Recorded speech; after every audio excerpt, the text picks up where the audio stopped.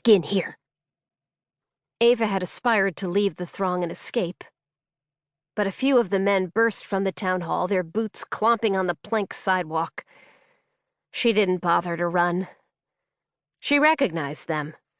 Ned was with them, probably to help her, but Ava knew she had nowhere to run to, as Mr. Frisk's parting shout continued to hammer through her head. "Don't come home. Don't come home." A rough hand encircled her upper arm, pinching her skin and yanking her back in the direction of the town hall. "Easy there," Ned argued. Chuck Weber's hand tightened around her arm.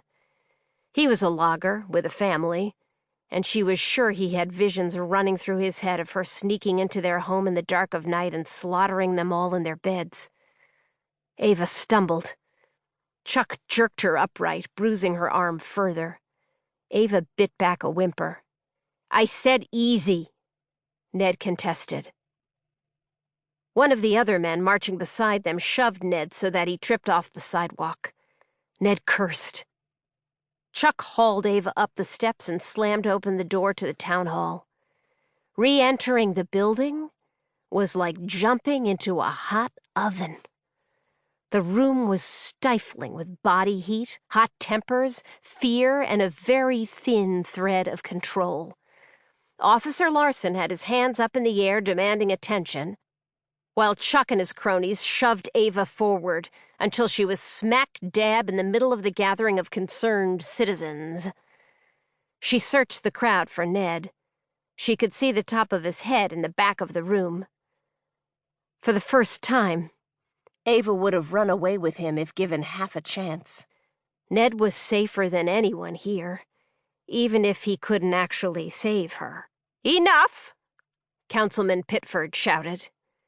Chuck released Ava with another shove. She stumbled over her own feet and held her arm to her chest, rubbing it where the man's heavy grip had nigh-on near bruised it permanently. She glared at him with a ferocity she felt, but knew she couldn't possibly back up with any sort of action.